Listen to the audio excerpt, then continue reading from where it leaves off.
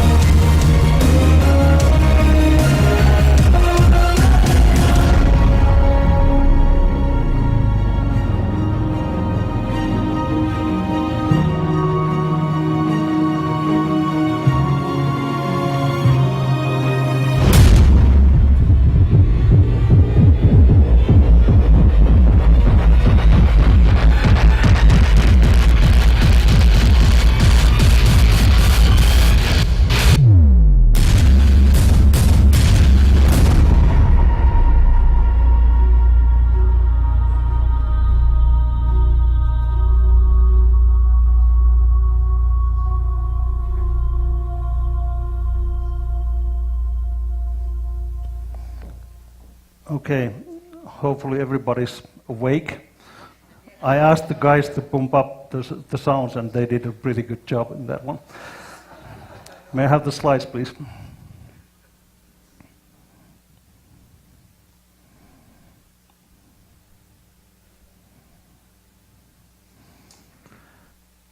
Okay. I thought when doing my presentation that the thing that we are discussing here today in Mexico City is comparable to a moonshot. This is like the first Apollo mission. And I picked up this road picture. This is actually a Mexican road from Baja California. And the road is empty, but we're going to fill it up with great ideas and technologies and build a strategy for Mexico City to be and play an elementary role in the age of Internet of Everything. If we, first of all, think about what's going on around us, this is the list of most profitable companies in the world, 2015. Top 10, 5 new names that were not on the list previous year. Top 20, 14 new companies. And top 50, 38. Most of these companies were less than 10 years old. This should illustrate the speed of development on the new economy. And these are the early results of IoT, the Internet age business models, digitalization in general, leading us into the era of Internet of Everything. Okay, the development that I just described is a fast one, but let me assure you that this development is just speeding up. And to illustrate the number of devices, we are currently having around about 10 billion connected devices, globally speaking, all categories combined. This is going to fivefold by year 2020. But it's not ending there, because on the same time frame, we're going to get another 12.12 billion sensors connected into the same ubiquitous network. This is the Accenture figure. The 50 billion is the Cisco figure. These sensors and the connectivity is going to create a lot of data. And the big data is so big in the future that one slide is not able to describe how big that is.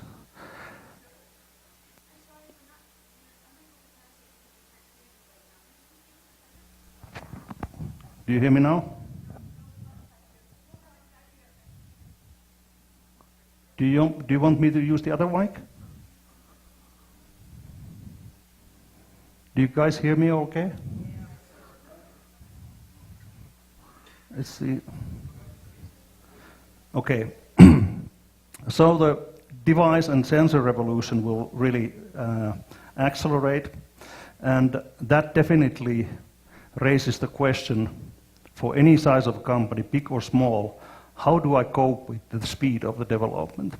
And the only way to cope with the speed is to partner via ecosystems.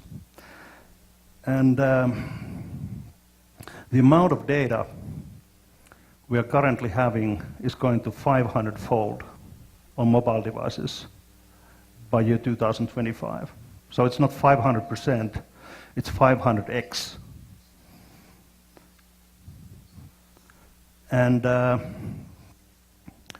if we think about we're having a connectivity issue here. This data will be turning into a currency. People say that data is the new oil. And it's definitely going to be the currency of the new society. And trust will be acting the role of the central bank. And whatever you dream of doing in the context of digital cities, keep the trust in mind, because that's the one that you're going to need in order to be able to develop services that people actually use. I'll come back to this issue a little bit later. The technology in our hands today, and especially in the future, in the event of 5G, which is going to be rolled out from 2018 onwards, we are going to eyewitness radical development in the areas of industrial manufacturing. It's going to be 4.0, totally revolutionized manufacturing and production. We're going to have high performance infrastructure from many points of view, electricity, traffic, etc. Everything's going to be renewed. Our presence, we being here in the room today physically, that might not be that much necessary or needed in the next 10 years' time. Because technology will enable you to have connectivity and physical, almost physical-like presence without being in the physical place. And the reality around us is going to be added, augmented, and turned into virtual ones. I'll come back to that later as well. This is a full plate already. And in the event of internet, we've seen a lot of things happen. And remember the development speed of the businesses changing and the transformation. We've seen only 1% what's ahead of us. This is just the beginning, not the end. And The technological developments, they will ultimately challenge the concept of work. It's going to be very, very different. And one of the takeaway messages from today's and yesterday's meeting is that we're going to lose 50% of all the jobs that we currently know in next 20 years. This is what the robotization, globalization, virtualization of things combinedly will produce. So one should start thinking what are the jobs of the future and what is the whole conceptualization of work. I have a nice book for those ones who really want to take a deep dive on that one. And we're going to see technologies taking over human being in the area of artificial intelligence, for example. IBM, by the way, made an announcement a few days ago that they're going to come up with a computer by 2021, which is equal to the human brain. And HP is working on a computer, a supercomputer, which will be this size, and on the markets 2020. Think about the computing power that we will be having in our pockets by then.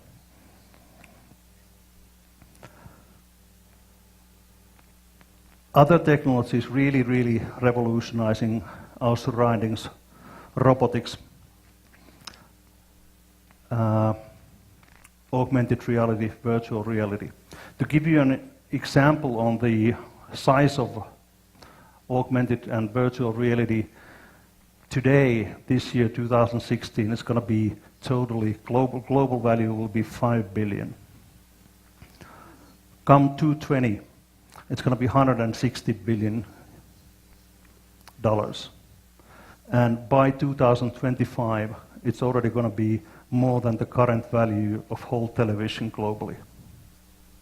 Just to give you an idea, and this is just a couple of funny letters at the right corner of the slide. The consequences of this, all of this, will be radical. And therefore, we really need to start moving. What does Mexico City then need?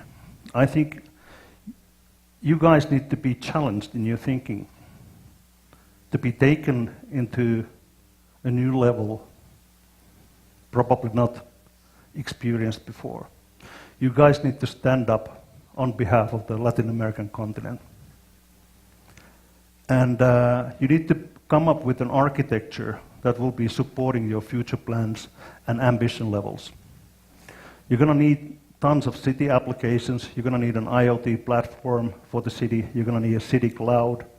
You're going to need lots of city shared networks with city-wide access, city devices and sensors, building and contributing into a connected city. I'll come back to the connectivity issue because it's not just the communications networks that we are meaning with that.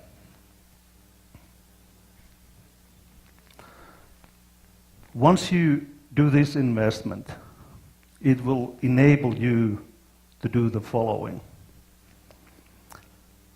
It will elevate the level of doing stuff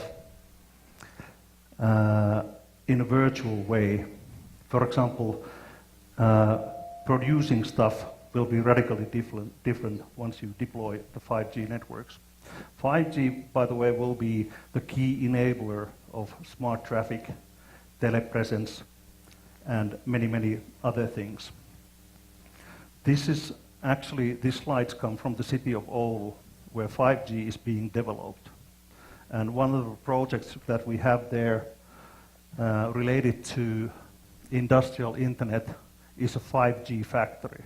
Actually, the factory where the base stations for the 5G networks are being manufactured will be our showcase for IoT factory, combining not just 5G, but the industrial automation, robotics, and IoT. Nobody's done that before.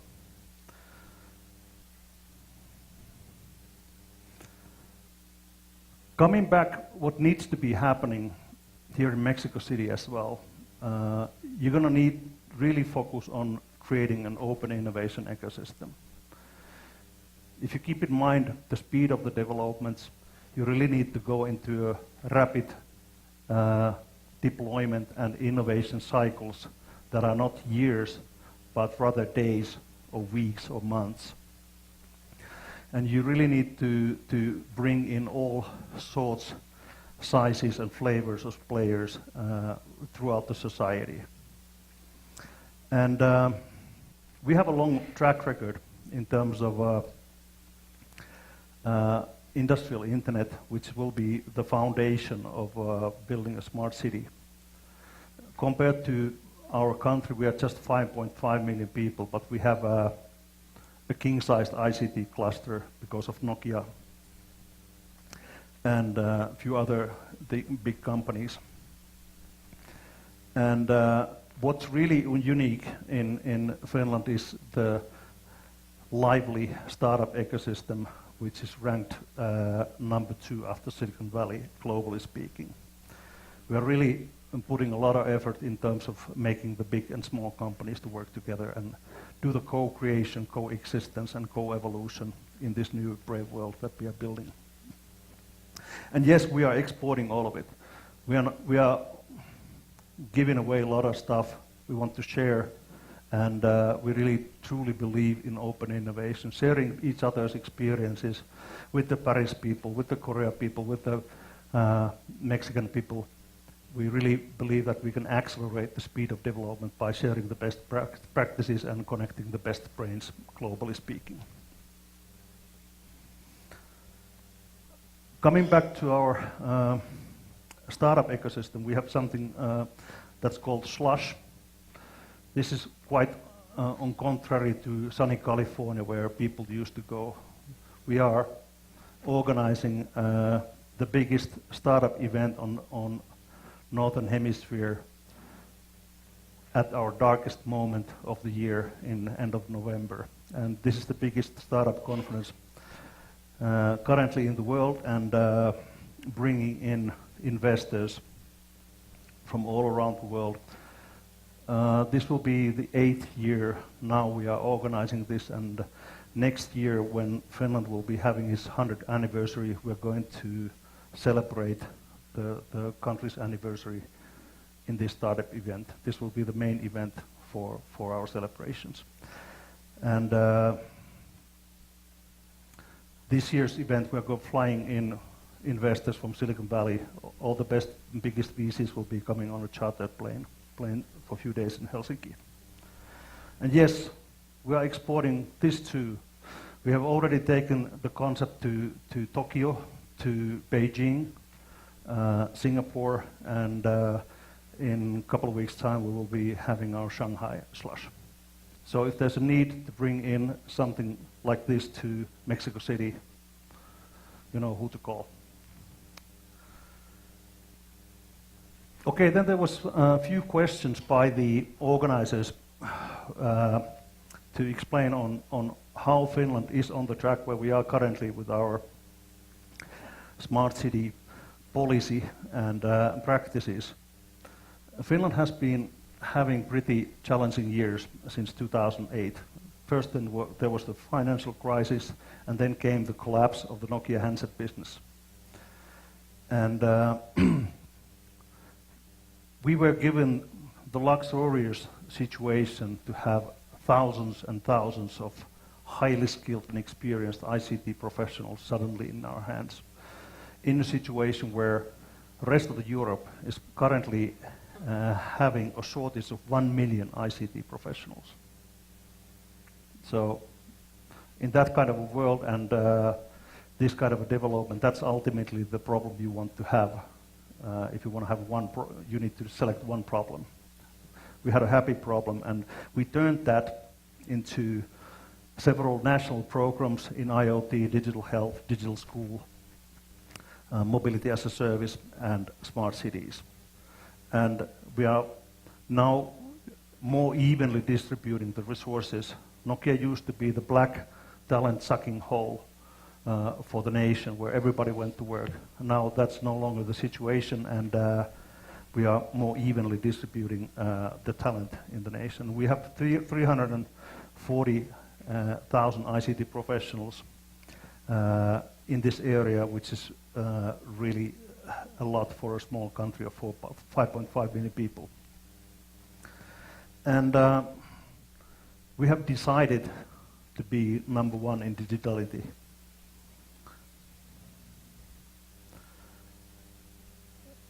And definitely that's something Mexico could take a benefit of. We are not happy. We are advanced in our doings, but we are not happy the way we use all of our resources. And since the country is having its 100th anniversary, 2017, in September 6, I came up with a process and a special birthday present for the country to give 100 hackathons with 50 biggest cities in our country to speed up the local development and local involvement and participation of the citizens. While doing this, we are really watching the global megatrends, taking the customer needs into the center. Then we leverage the skills we have developed in the area of digitalization, and we use our society to come up with concepts and products and technologies that will be then taken abroad. Finland spends annually 35 billion euros in public procurement. In the past, zero from that money was used on innovative purchasing or procurement. And now we have a target for the first year to have 5% of that money to be used on innovation basis. That will, by the way, fivefold the innovation budget that the country currently has. So the impact will be massive once it happens. And we know that there's a telecom reform ongoing in Mexico, and I think an idea of connecting and bridging what's happening in Finland into the Mexican developments might not be a bad one. We can crowdsource from those 100 hackathons 100 best ideas for Mexico and Mexico City to be taken benefit. Connecting ecosystems, connecting nations at a totally new level to boost up digitalization. Not just in Finland, but also here in Mexico, because we are developing for the world. We are just a tiny little living lab of 5.5 million people. We want everybody to have a better life because of something that we developed. Okay, then there was a second question about how the big cities appeared in these public policies. So there was a national program, and the 6 biggest cities, city of Helsinki, Espoo, Vantaa, Tampere, Turku, and Oulu, violently took the opportunity and welcomed a process which will enable them to create new know-how, business, and jobs in Finland. And yeah, let's see a video on that.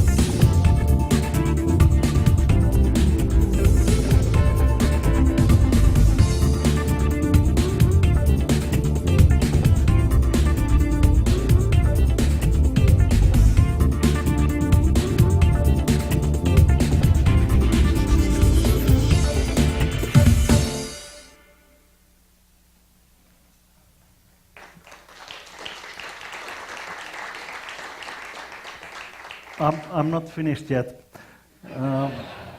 Isn't it great to see how things work in real life? And this was some of the samples what we are doing and busy with. May I have the slides back? Thanks.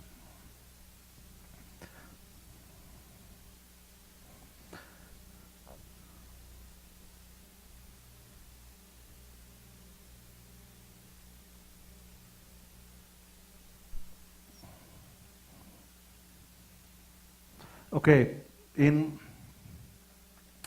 so there's several smart cities in Finland. In the capital region alone, we are having Otaniemi, where the handset Nokia used to be, and that's the National University Aalto campus. And if you take this circle, you would find around about 60% of the Helsinki Stock Exchange value. It's a really, really tight concentration of our biggest companies. Pasila will be basically the new center of city of Helsinki. The old railway station is somewhere here, and the new one will be there. And Kalasatama is the third one. And each of these projects are around about $1.5 billion. So within 15 minutes radius, I have 3 living labs, and we are spending serious amount of money on doing new stuff. And our target is that these cities in the capital region will be really showcasing living labs for the next 10 years for the rest of the world to watch what's going on and what other crazy Finns working currently on. And 5G is actually already up and running. We have our agency, which is the Finnish Funding Agency of Innovation. We funded a test network of 5G that's operational in 4 locations in Finland. And we're not developing stuff only with Nokia there. Also Huawei and LM Ericsson has joined forces, because we are not developing just the technology, but the use case scenarios and the business models of the future that 5G will be enabling. This is totally unique approach. You can't find anything like that anywhere in the world.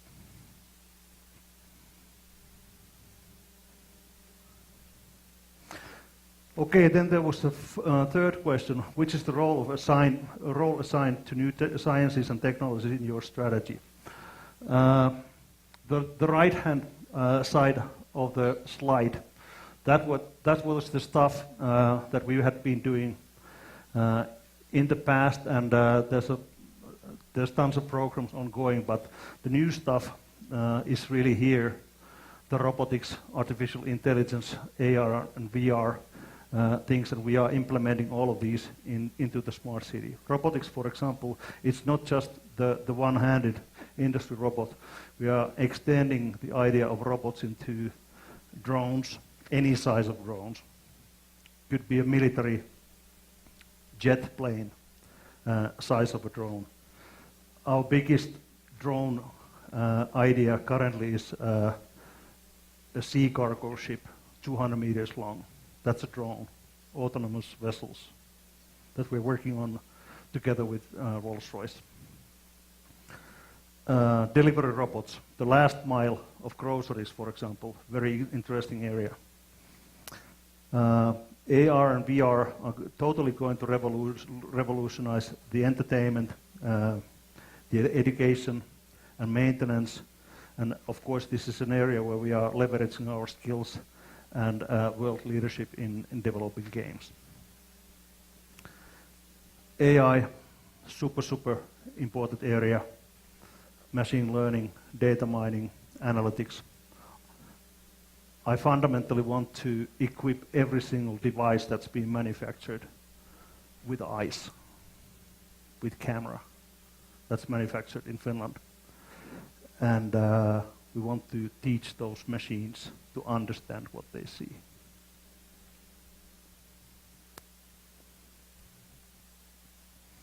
Okay, the last question posed by the organizers: how do you visualize your country and society to the year 2050? This is where we are now. This is Finland 2016. We are the most innovative country in the world. We have the best education system in the world. We're number one in digitality in Europe. We are the number one trust society in the world, second best startup ecosystem in the world after Silicon Valley, second most mobile applications per capita after Silicon Valley. And last but not least, if you want to build a sustainable country or Mexico City, the stuff that we have been doing in the environment and sustainability area has taken into the world leadership there as well. For 2050, I would say, where do we see us being then? We definitely want to be number one in each of these categories. It's not going to be an easy task because there's many people working in these areas and a lot of developments in many places, but I'm totally confident that we can keep our position and get even better. The methodology how we do this is that we understand that there's a certain market, globally speaking, and then there's the enabling technologies. And in between of those, the markets and the technologies, we build a puzzle where we are tightly working with the customers, we are connecting our ecosystems in the best spirits of open innovation. We're using mobility, 5G, cybersecurity, sensors, analytics, big data in terms of making new cocktails of stuff.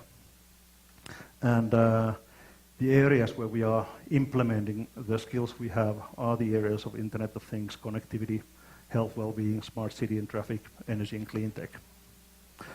When participating in the 2030 strategy work for the government, for the Prime Minister's office, we really pushed the envelope in terms of opting out stuff that we would not be doing. We opted in these things, and we really want to excel and be world leaders in these areas.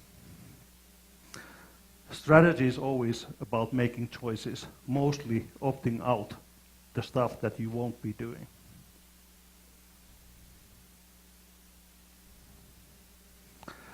I promise to come back to connectivity. I understand that Mexico City has an issue, not just on the telecom side of the connectivity.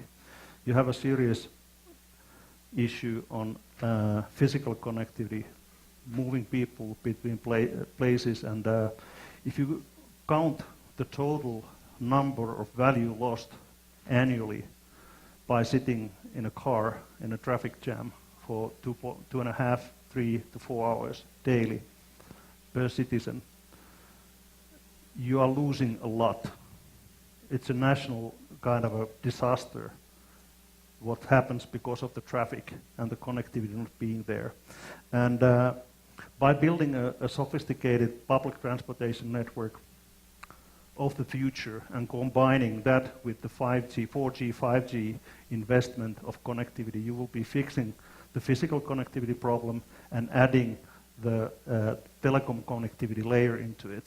So people, if they don't physically ultimately have to be there, they can be there without being there. And couple of more things. My data. I think this came to my mind yesterday that there must be something that really connects us Europeans and you guys here in Latin America. As a European, I'm sick and tired of the American dominance in technology field. You guys, who doesn't feel the same? Hands up. We need to work in this area together. And therefore, when designing and sketching new digital services, start from putting the individual citizen into the center. Empower him with the My Data and the enabling technologies. This all boils down into the trust from where I started. People don't trust American social media. And One of the steps that I would highly recommend taking is to open all the possible APIs for public services. That's where it all starts. And start developing stuff together with the citizens. And my data, if you want to build services in long term, we're going to really take a close look into the My Data strategy, because the American strategy is that if you're Apple or Google or Facebook, your data is their data.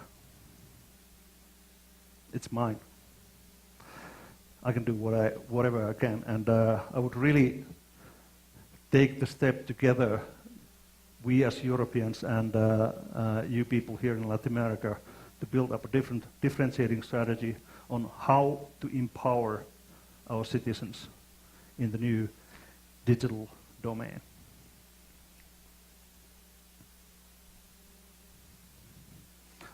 We need to build up a robust vision. It's like a moonshot, convertible. We need to share and communicate that, and people will come.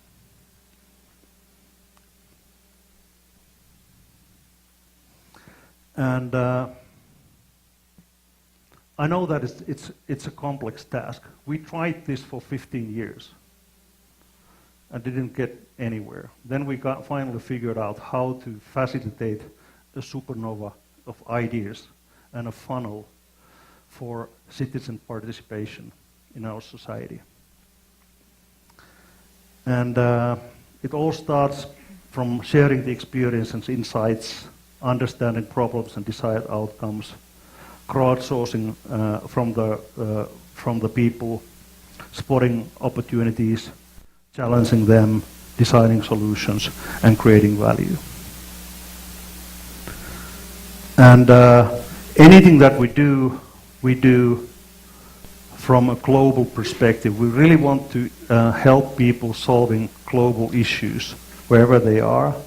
We build technologies that are global digital innovations we don't develop these just for the sake of technology because they're cool or kind of a engineer's wet dreams. We want to do stuff that has a digital social inclusion. And I think we can help you guys in doing this by doing and making jointly a digital difference. Thank you.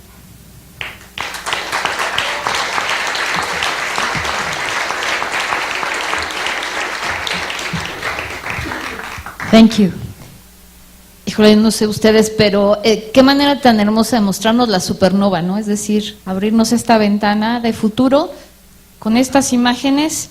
A los que somos tecnólogos, los que nos encargamos, como en mi caso, de dirigir grupos de desarrollo tecnológico, pues por un lado a mí me da gusto porque estoy totalmente clara que en esta ciudad los grupos de inteligencia artificial, de cómputo avanzado, de las principales instituciones estamos en eso. Quizá lo que sí de repente me pasó por la mente es por qué nos hemos tardado tanto en poner estos objetos, estos sensores en mayor cantidad hacia el mundo. Pero bueno, vamos a continuar con estos conversatorios que están impresionantes y ahora ya perdí la presentación aquí del compañero. En este momento, aquí estamos. Y ahora es el turno de Francisco Ríos, quien es director general de México del IE Singapur, de la Agencia de Desarrollo Económico Internacional del Gobierno de ese país. Fue nombrado director de América Latina en las oficinas de International Enterprise IE Singapur en México en el 2013. Como agencia dedicada al desarrollo de la economía exterior de Singapur, IE Singapur encabeza el crecimiento en el extranjero de empresas basadas en Singapur, así como también la promoción del comercio exterior.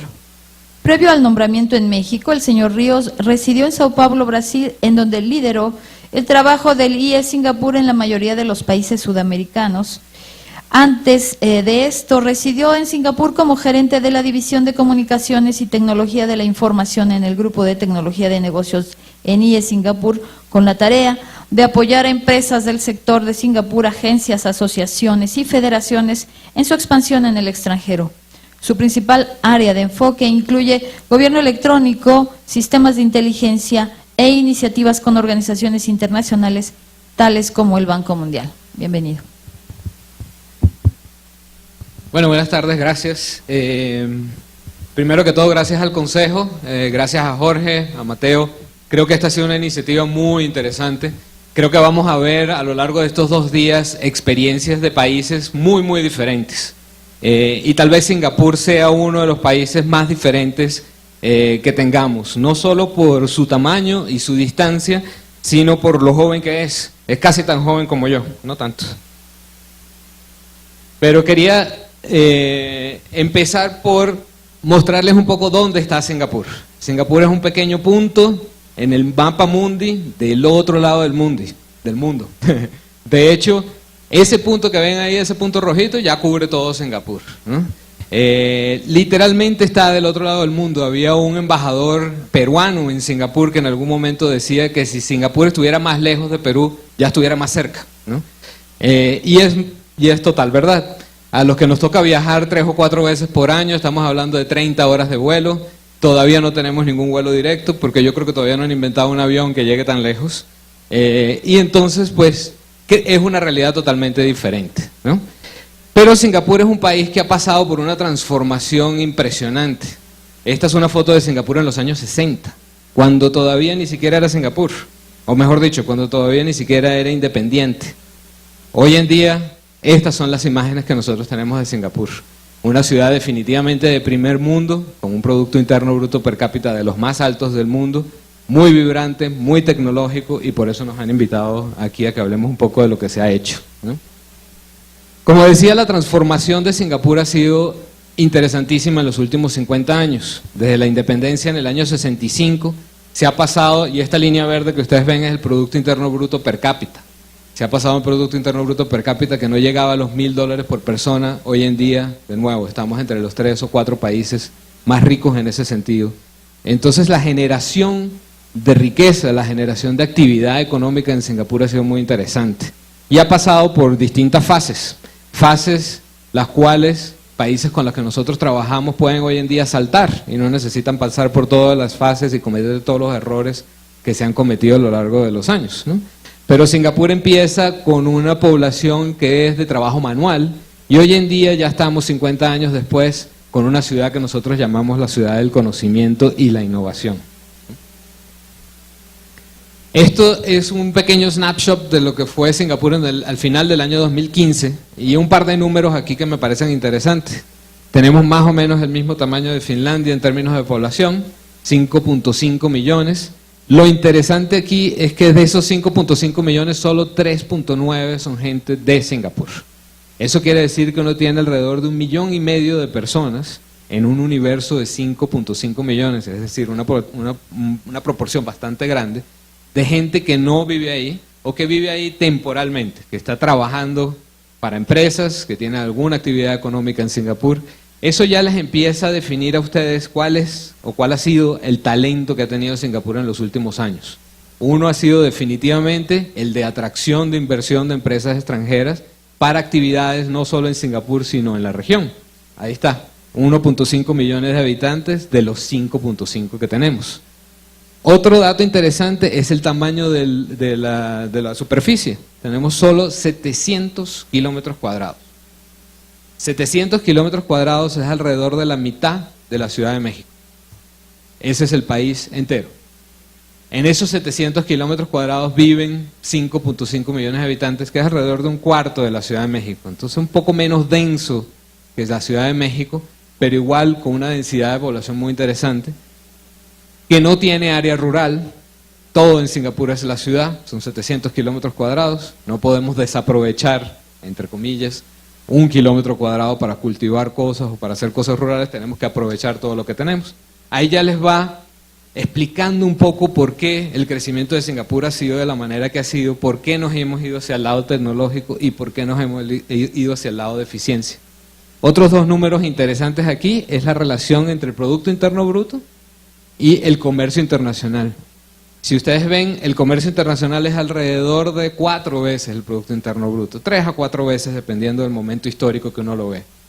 Tercera indicación de cuál es el talento de Singapur. Obviamente no todo lo que se comercializa en Singapur es para Singapur. Al contrario, la mayoría de lo que se comercializa en Singapur es para la región, para China, para India, para Asia, hoy en día para el mundo.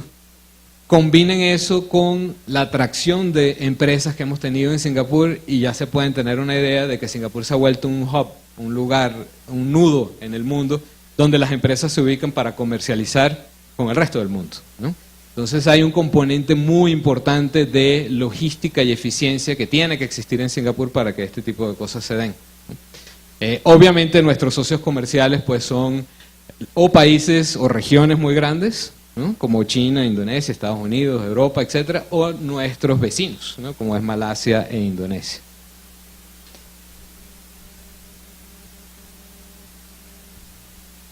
Pero Singapur ha sido reconocido y por eso nos han invitado aquí por muchas entidades como una ciudad muy desarrollada en términos de lo que hoy llamamos ciudad inteligente o smart cities, ¿no? En realidad nuestro éxito, y eso es lo que voy a explicarles un poco más en detalle en la presentación, ha sido mucho más hacia la gobernanza, la gobernabilidad y la eficiencia de esa comunicación que existe entre el gobierno, sus ciudadanos y las empresas, para que Singapur funcione de una manera eficiente, ¿no? Sin embargo, quería poner aquí un poco el modelo de ciudad inteligente que ha seguido Singapur. Para nosotros, y lo he puesto de esa manera muy a propósito, para nosotros la ciudad inteligente tiene que ser una ciudad que pueda ayudar, uno, a ser viablemente económica. Si uno no tiene una economía que crece, no está generando alguna riqueza, tampoco puede dividir esa riqueza con su población, tampoco puede hacer que la población tenga un mejor nivel de vida. Entonces tiene que haber algún factor generador de riqueza o generador de economía, generador de actividad. Entonces eso siempre ha sido la primera. La segunda, obviamente, utilizar eso para que sus ciudadanos vivan bien, ¿no? Como ponemos aquí, citizen well-being, y por supuesto estar muy pendientes de el ambiente, el medio ambiente y tratarlo con mucho respeto. Si uno tiene 700 kilómetros cuadrados, pues tiene que cuidar de sus 700 kilómetros cuadrados, ¿no? No puede depender de una parte de la ciudad que no pueda ser utilizada por alguna actividad que la haya dejado de utilizar. Pero bueno, entonces el modelo que ha seguido, o el modelo moderno de ciudad inteligente que Singapur sigue hoy, es obviamente tener un gobierno inteligente. Y ahí es donde voy a enfocar mi presentación, porque es uno de los casos de éxitos de Singapur. Pero hoy estamos mirando en ser inteligentes también en el uso de energía, que es algo que nos estamos cuestionando mundialmente, yo creo, cómo mejoramos ese uso de energía, qué tipo de energía utilizamos para qué. Para Singapur es una cosa crucial, especialmente porque es un país donde no tiene ningún recurso natural. Hoy en día pues no producimos petróleo, no producimos ningún tipo de energía, no tenemos yacimientos de gas.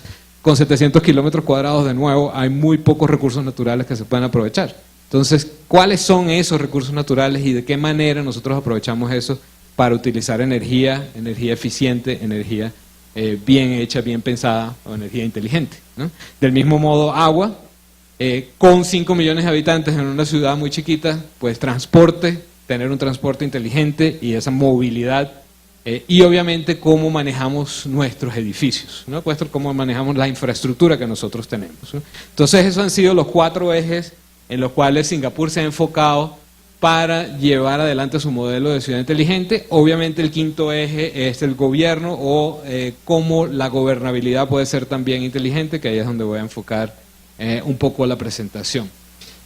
Como les decía, Singapur ha sido muy condecorado o muy mencionado cuando se habla de gobierno electrónico. Ya en 2009, este es uno obviamente de nuestros oficiales de gobierno más altos, ya en 2009 se hablaba de gobierno electrónico abierto. Se hablaba de darle acceso a empresas y a ciudadanos a información para que ellos mismos hicieran sus propias soluciones, para que hubiera esa transparencia, etc. 2009 todavía no se hablaba tanto en el mundo de eso, Singapur ya se hablaba muchísimo sobre este tipo de cosas, ¿no? Y a lo largo de la historia, pues Singapur lo que ha ido desarrollando son planes maestros de gobiernos, ¿no? De gobierno electrónico en este caso. En realidad nosotros los llamamos ICT, Infocom Technologies, o Tecnología de la Información y Comunicación, y esos han sido los planes maestros que se han puesto. Como ven, nuestro primer plan maestro ahí en verde empezó en 1980. ¿Cuánta gente aquí tenía computadora en su casa o en su trabajo en 1980? Muy poca. Y ese fue exactamente el primer programa que se pone en Singapur en 1980. Se dan cuenta de que la eficiencia con la que hacemos las cosas no puede seguir siendo o no puede seguir pasando por manos humanas. Si queremos en realidad ser más eficientes, tenemos que poner pues sistemas que nos ayuden a nosotros humanos a ser más eficientes con las cosas que hacemos. Y parte de eso pues empezar a poner computadoras en los distintos ministerios, ¿no? Se puede imaginar que ya Singapur era un lugar donde se movía mucha mercancía, donde había mucha logística, donde llegaban muchos barcos, donde los barcos en realidad no dejaban todos sus productos en Singapur, sino que de esos barcos los productos pasaban para otros barquitos. Entonces, mucho de lo que se puso, o mucho del énfasis que se puso en los primeros años, fue crear este tipo de sistemas para que el comercio internacional, la utilización del puerto en particular, que es muy importante para Singapur, fuera lo más eficiente posible. Para eso se necesitaba computadoras, etc. A lo largo del tiempo, pues fuimos desarrollando nuestro conocimiento, nuestra infraestructura, nuestro pensamiento. Hoy en día estamos terminando ya lo terminamos el año pasado, el plan maestro que lo llamábamos Intelligent Nation 2015, o Nación Inteligente 2015. Y este es el que le voy a explicar un poquito cuáles eran los goals que completamos, la mayoría, el año pasado.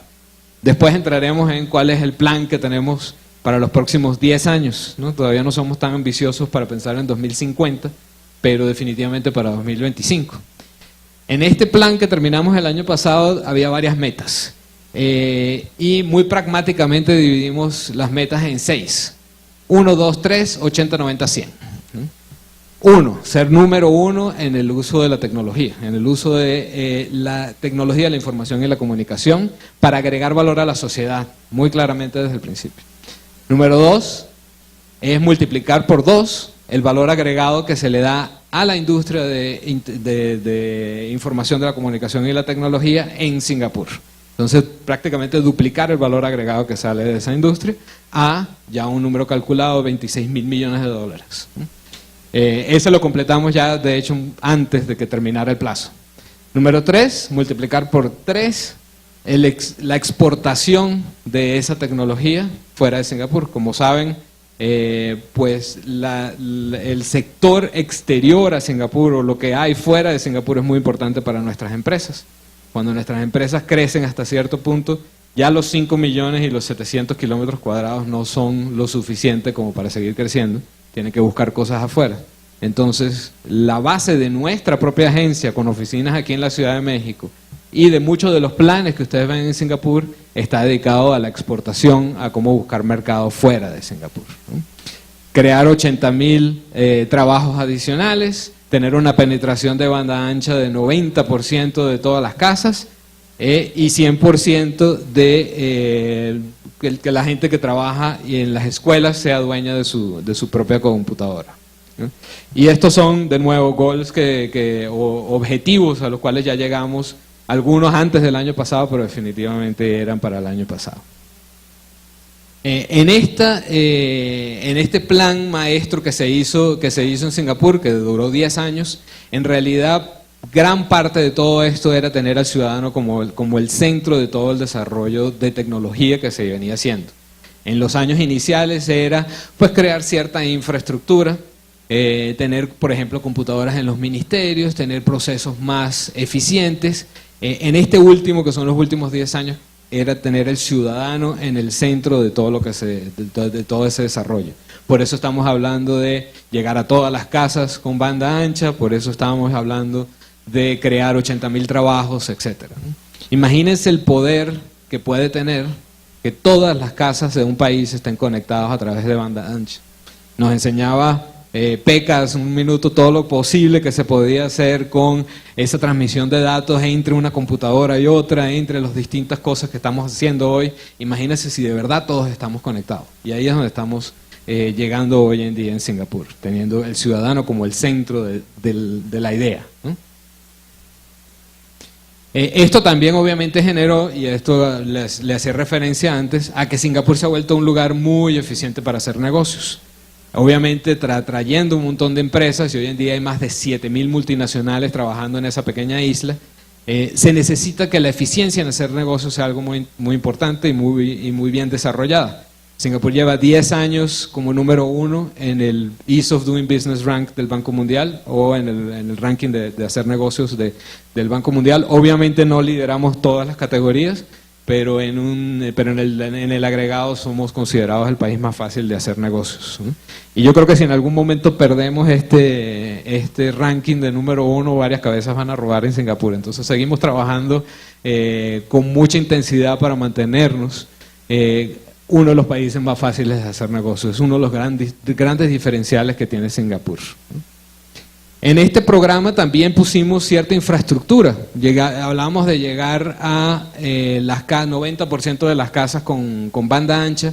Pues no es cualquier banda ancha. Se lanzó un programa que se llama Next Generation, donde hoy en día estamos llegando casi a 1 gigabyte o gigabit, o como quieran llamarlo, pero con una velocidad muy muy grande de banda ancha para el promedio. Todavía no somos los más rápidos. Corea nos sigue ganando en algunos renglones, pero definitivamente es una velocidad lo suficientemente importante para después ahora tener suficiente espacio para hablar de IoT, de la comunicación entre computadoras y qué es lo que se puede hacer ahí, ¿no? El otro, por supuesto, fue conectarnos wireless a través de puntos de Wi-Fi que se pusieron en toda la isla. Y también se crearon en los últimos 10 años, muchos data centers, muchos lugares donde las empresas mismas van a utilizar la infraestructura que se pone en Singapur, donde muchos de los datos circulan a través de Singapur para el sureste asiático definitivamente, y algunas empresas a nivel global. Claro, eso está favorecido por tener un ambiente legal muy favorable, de estar en un lugar bastante protegido. No solo protegido en términos de protección de la propiedad intelectual, no solo protegido legalmente, pero protegido físicamente. Singapur es un lugar que, por ejemplo, no tiene terremotos, no tiene tsunamis, etcétera, no está cerca de volcanes. Entonces, este tipo de infraestructura, que es bastante crítica y que requiere mucha seguridad, pues se presta muy bien, ¿no? Y eso fue otra de las cosas físicas que se puso en los últimos 10 años, aprovechando las capacidades de Singapur, ¿no? Después se empezaron a juntar varios de estos sistemas que ya habíamos creado en algún momento, hacerlos más eficientes, a que se encontraran siempre en el mismo lugar. Se creó, por ejemplo, lo que llamamos One Inbox, que es una forma de hablar con el ciudadano. Es decir, el ciudadano puede entrar literalmente en una página y ahí tiene toda la interacción con el gobierno de Singapur, sea pagar la luz o reclamar sobre la luz, o pagar esto, o tener las multas, etcétera. Todo está centralizado en el mismo lugar. Eso se dice mucho más fácil de lo que de verdad se hace, porque eso significa que muchos de los sistemas que se han puesto a lo largo de los años, con distintos sistemas cada uno de ellos, por distinta gente, con distintos objetivos, tienen que hablarse ahora los unos a los otros, ¿no? Entonces surgieron varias tecnologías donde podamos hacer esa integración bastante bien, y hoy en día pues tenemos una serie de sistemas que utilizan los ciudadanos para distintas cosas, ¿no? Asimismo lo empezamos a utilizar en las escuelas.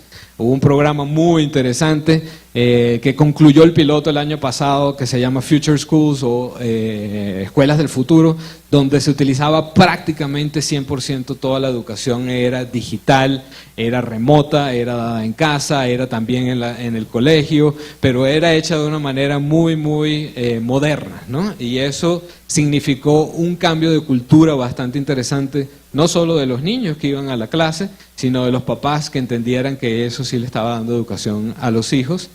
También lo aplicamos en distintas cosas, en el manejo de las clínicas, por ejemplo. Hoy en día todos los récords de todos los pacientes, si uno es ciudadano de Singapur, todas las veces que uno ha ido al médico, independientemente de qué médico es y dónde, todos tus récords están en un mismo lugar. Lo que quiere decir es que la próxima vez tú puedes ir a cualquier médico, acercarte y con tu numerito de ciudadano, él puede entrar y ver todo tu historial, saber si eres alérgico a algo, saber si tuviste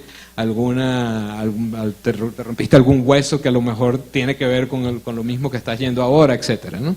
Se fueron creando distintos sistemas y no me he querido meter mucho en esto porque son una infinidad, pero hablando de gobierno, pues quería enfocarme en cuáles son las estructuras de gobierno, y esto lo hablábamos esta mañana con el gobierno de la Ciudad de México, cuáles son las cosas que se tienen que poner en su lugar, por lo menos desde el punto de vista nuestro, para que este tipo de iniciativas y este tipo de plan a largo plazo dure.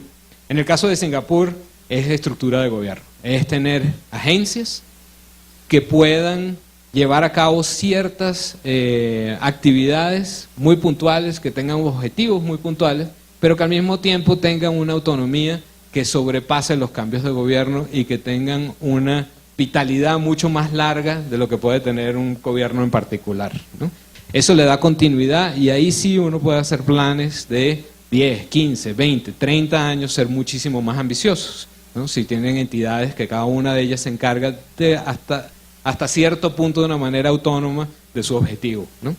En este caso les resalto el Ministerio de Industria y Comercio, que es el del cual nosotros estamos. Ahí ven el logo de nuestra agencia, que es ahí Singapur. Bajo ese ministerio en realidad hay 9 agencias, aquí les estoy mostrando solo 4, pero quería resaltarles una que es esta última, que se llama A-Star, porque les voy a comentar un par de cosas que ellos han hecho en las próximas láminas. A-Star es una de las agencias que se encarga de desarrollar, o es la agencia que se encarga de desarrollar el desarrollo, el R&D, ¿no? La investigación y el desarrollo de nuevas tecnologías, ¿no? Bajo otros ministerios hay otra entidad del gobierno que se llama IDA, de la cual PECA conoce muy bien, que es el Infocom Development Authority. Es de nuevo la agencia encargada de esos planes maestros que les estaba mostrando, de crear el ambiente de comunicación e información necesaria, sea de infraestructura, sea de software, sea de startups, etcétera. Y la tercera agencia que les quería mostrar, y las 3 se van a juntar en un proyecto en la próxima lámina, es una agencia que se llama JTC, Jurong Town Corporation. Esta agencia, también parte del gobierno, también parte del Ministerio de Industria y Comercio, en realidad se encargaba de hacer la infraestructura física. Cuando nuevas empresas llegaban a Singapur desde los años 70, 80 y necesitaban algún tipo de infraestructura física diferente, era esta agencia que se venía y la planeaba y la orquestaba. Hoy en día maneja más de 7.000 hectáreas de tierra industrial, porque ha ido creando todos estos distintos parques, 4 millones de metros cuadrados de espacios, ¿no? Estas 3 agencias se juntaron en un proyecto que a mí me parece uno de los más interesantes y por eso se los quiero mostrar, que se llama One North. Este es un proyecto de alrededor de 200 hectáreas en Singapur. Lo que quiere decir es una mini ciudad dentro de la ciudad de Singapur. En realidad lo trataron como eso, y es un lugar donde ellos dicen que se puede work, live and play, trabajar, vivir y divertirse, ¿no? Donde hay residencias, hay espacios de esparcimiento, pero obviamente también hay unos espacios donde se crean actividades económicas y donde se hacen cosas nuevas. Eso de crear cosas nuevas es lo que le da más, o lo que trae más interés a One North. Se crearon 3 mini parques dentro de este parque, ahí están los 3 nombres, Biópolis, Fusionópolis y Midiopolis, y ahora les explico qué hace cada una de ellas. Y también se creó una incubadora, que hoy en día en realidad son 41 incubadoras con más de 600 startups en un espacio donde la gente vive, donde la gente trabaja y donde la gente se relaciona. Dentro de este espacio se han creado estos 3 mini parques. Biópolis se encarga de la industria de farmacéutica, una industria que no existía en Singapur, y hace 10 años si se hablaba de farmacéuticas y biotecnología en Singapur, pues nadie sabía ni lo que uno estaba diciendo. Hoy en día ya tenemos más de 2.000 científicos con una cantidad de empresas bastante interesantes, empresas, ya ven los nombres ahí, empresas de las más importantes en el sector de farmacéutica. Prácticamente se creó un sector de la nada que está surgiendo y le está dando mucho vigor a la economía nueva de Singapur. Después se creó Fusionópolis, que es de desarrollo e investigación, principalmente para tecnología de la información, para ciencias físicas, para ingenierías, pero es como un centro de desarrollo e investigación. Y el último que quería resaltar es Mediópolis, donde, de nuevo, Singapur no es reconocido por tener ningún centro de desarrollos digitales o desarrollos de medias, etcétera. Cuando el gobierno empieza a hablar, nosotros vamos a poner un clúster aquí, donde a partir de Singapur se pueden empezar a hacer animaciones, se pueden empezar a hacer juegos, se pueden empezar... Pues la gente no entendía mucho de dónde venía, porque Singapur no era, pues, ¿sabes? No había esa actividad económica en Singapur, pero gracias a todo este desarrollo se ha ido creando. Hoy en día esto ha llamado muchísimo la atención de la comunidad internacional. Y Lucasfilms, de George Lucas, pues ha creado un edificio entero al lado de One North para eventualmente utilizar las empresas que se están incubando y que se están creando dentro de One North. Y hoy en día muchas de las nuevas animaciones de Star Wars se hacen en Singapur. Entonces esto es como uno crea una actividad económica a partir de la nada, pero a partir de alguna infraestructura que ya viene sido creada en Singapur a lo largo de los años.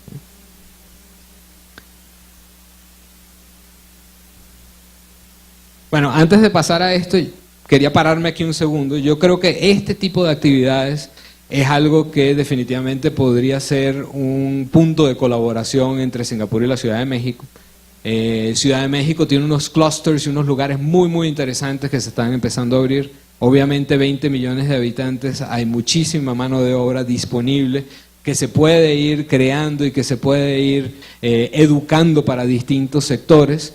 Vamos a tener espacios como el que va a dejar el aeropuerto Benito Juárez cuando se mueva, pues ahí hay un espacio bastante interesante físico donde se podría hacer algo, se podría replicar un modelo de buscar nuevos sectores de la economía, nuevos sectores a lo mejor más tecnológicos, a lo mejor en los que podemos soñar un poco más allá, de ir preparándolos, obviamente no para hoy ni para mañana, pero para los próximos 10 años, cómo eso puede crecer y cómo puede desarrollarse, preparar las bases. Creo que ahí hay un espacio importante para que la Ciudad de México pueda pensar en nuevos sectores económicos, nuevos lugares donde los espacios se aprovechen con mucha más inteligencia, por decirlo de alguna manera, ¿no? ¿Para dónde vamos? Les decía que no osábamos soñar hasta 2050. Este es el plan el master plan hasta 2025. Donde en realidad estamos hablando de mucho más allá de Infocom, como eran la mayoría de los otros planes. Ya le hemos metido la palabra media, mucho por lo que se ha desarrollado en One North. No les voy a aburrir con los detalles, esto está todo online, pero la visión es continuar creciendo en base a lo que ya se ha desarrollado. Entonces, si uno ve parte de lo que dice el plan es pues trabajar con la infraestructura que ya se ha creado, una infraestructura muy buena, una infraestructura digital muy sólida que ya existe hoy en Singapur, cómo podemos dar el paso para el siguiente nivel, para esas máquinas que se hablen unas con las otras y tener nuevas aplicaciones, no nuevas aplicaciones que necesariamente vienen del gobierno, pero pueden venir de esas 600 o más startups que están creciendo en Singapur, ¿no? Para terminar, le tengo solo una slide o una lámina donde pues les doy una oferta, y esto es qué papel podemos jugar nosotros como oficina del gobierno de Singapur aquí en México. Pues nosotros podemos ser el puente tanto para gobiernos como para empresas locales mexicanas, para empezar a hablar con toda esta gente que ha desarrollado distintas cosas en Singapur, sea el gobierno inteligente o las distintas agencias de gobierno que poco a poco han ido acercándose cada vez más a América Latina y a México, pero también las distintas empresas que están trabajando con energía, que están trabajando con agua, que están trabajando con transporte o con la operación de los distintos edificios o de la distinta infraestructura. Por aquí me quedo, nada más que agradecerles por su atención. Gracias. Muchas gracias. Bueno, entre Peca y Paco, yo no sé qué va a pasar con todos nosotros. Y quisiera preguntarle a Mateo, son las 3:15, esto debió haber terminado a las 3. ¿Abrimos o no abrimos 2 preguntas y nos vamos a comer? Adelante, aquí tenemos una dama a mi derecha.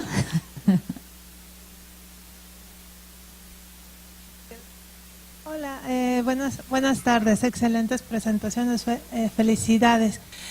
Mi pregunta pues es a los dos, quien pudiera contestar. Sabemos que para que esto funcione, que el Internet de las cosas despegue, necesitamos una plataforma, como lo mencionaron.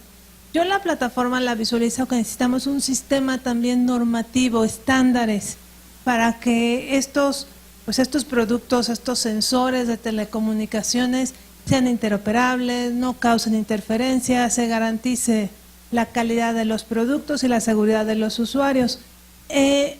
Pero también sabemos que estos marcos normativos o la creación de normas o estándares llevan un proceso largo comparado con toda esta innovación. Ustedes ven de países en que la innovación es muy rápida, estos productos entran muy rápido al mercado. ¿Cómo, quizás si pudieran compartirme, cómo es este marco normativo? ¿Cómo no logran que estos productos, digamos, se aprueben tan rápidamente, cumplan las normas necesarias que se tienen que cumplir y entren a la economía y pues produzcan más innovación, se fomente la innovación?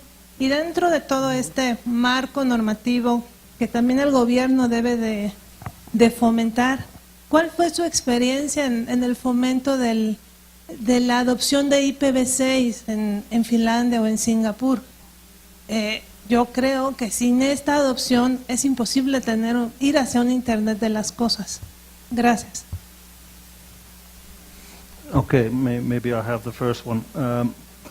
I think that the world that we have been describing here, that the future is going to be like around ourselves, is really challenging the lawmakers and the governments across the globe. As an example, the law package that's been sent to the parliament now by the government in Finland, just related to digital health, is 140 new laws. And lawmakers should be capable and equipped with a vision how the world is going to look like and what kind of laws are we going to need to be put in place, because putting up a legislation for example in the area of the uses, commercial uses of genome data, that's a 5-year process. And the government should really understand that they need to hire people who understand about technology and bring in the best brains in terms of defining new laws that will actually be used as a platform on top of the technology. Then the innovation happens in a fashion where we might end up having something that goes global very, very rapidly. Sí, yo le agregaría que es muy difícil hacer leyes para controlar algo que ni siquiera podemos imaginar qué es lo que es, ¿no? Creo que parte de la presentación de Pekka nos decía que hemos visto solo 1% del cambio que veremos en los próximos tal vez 20 o 30 años. ¿Cómo entonces nosotros ya podemos idear leyes que puedan gobernar todo eso? Muy difícil, obviamente, ¿no? Eso por un lado. Entonces la ley para mí tiene que ser lo suficientemente general para poder entender o para poder tener flexibilidad para que entren nuevas cosas, y al mismo tiempo lo suficientemente específica como para tener control de algunas cosas que nosotros obviamente no queremos que se nos salga del control. Yo creo que la luz al final del túnel para las economías que están llegando, digamos, un poco más tarde, es que hoy en día la colaboración con otros países es grandísima. No se necesitan de nuevo hacer todos los errores o pasar por todos los procesos que se han pasado en los otros países, sino que hoy en día ya se pueden agarrar los best practices, las mejores prácticas que hay en el mundo. Esta ha sido una conversación que muchos países ya han tenido, y eventualmente tener una legislación lo suficientemente moderna y lo suficientemente interesante, en este caso para la Ciudad de México, aprovechando todo lo que se ve en el mundo. Gracias. La última pregunta, acá. Sí, buenas tardes. Gracias por las presentaciones, muy interesantes. Sin embargo, hay un tema que me parece importante. Beca en su presentación comentaba acerca de que se perderá el 50% de los empleos, ¿no?, del trabajo. Y bueno, por otro lado, se habla de que se han generado 80,000 empleos, ¿no? Para la Ciudad de México y para el país en general, pues la verdad es que el crecimiento en cuanto a empleos no ha sido el óptimo. Y obviamente al momento de automatizar, de modernizar, ya sea automatizar procesos, modernizar entidades, imagínense al hacer una ciudad inteligente, me preocupa mucho porque en nuestro país no ha crecido el empleo como se debiera y se habla de probablemente perder empleos. Entonces, ¿cuál ha sido la estrategia de parte de ustedes para generar esos empleos y qué podríamos hacer si se vislumbra la pérdida de 50% de empleos, ¿no?, por la entrada de esa modernidad a una ciudad? You want to have the first one? Ya. Para nosotros en realidad, y una de las cosas que a mí me parece interesante de lo que se ha hecho en Singapur es que nunca se habló de la pérdida de empleos, ¿no? Sino que del desarrollo de empleos, del cambio de empleos.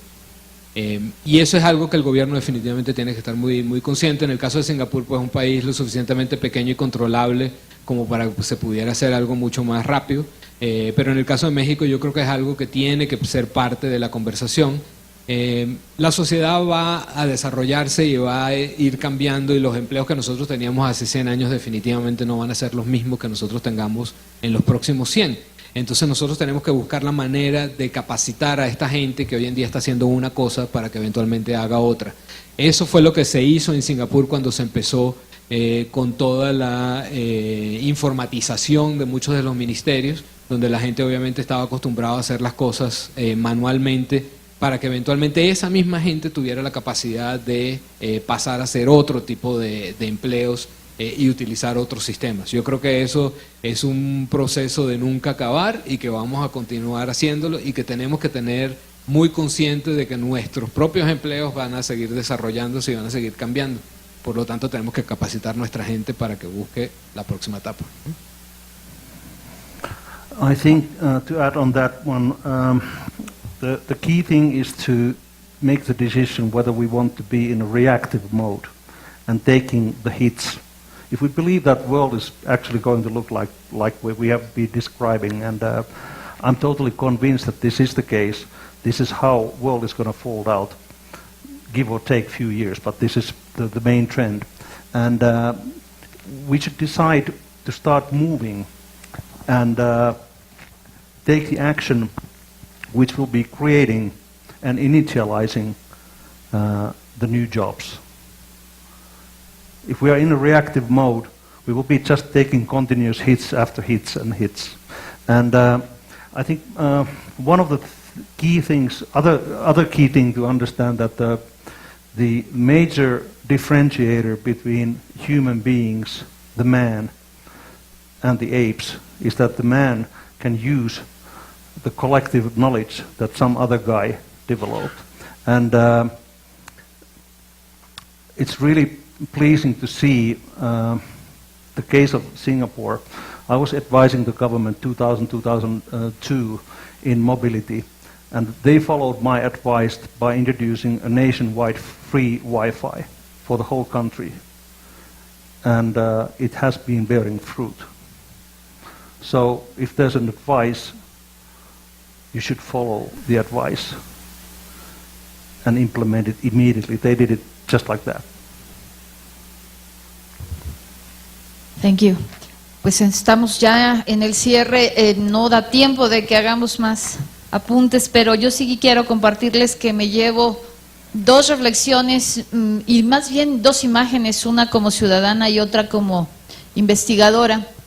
Como investigadora me llevo la imagen del cuerpo humano que nos mostró en el video Pekka, ¿no? En donde el reto de toda la tecnología que nos toca por diseñar está ahí, en el ser humano. Y como ciudadana me llevo el reto ciudadano, que es el reto de este gobierno maduro ya hacia estos territorios distintos. Considero que nuestra Ciudad de México, en lo que ahora van a ser los municipios, pues cada uno de ellos es un tamaño suficiente como para hacer nuestras pruebas de concepto. Muchas gracias. El Consejo Económico y Social agradece la participación y la presencia de Pekka Siboney, Francisco Ríos y la doctora Claudia Marina Vicari. Haremos un receso y comenzamos con las conferencias para reanudar el foro a las 16:30 horas. Muchas gracias.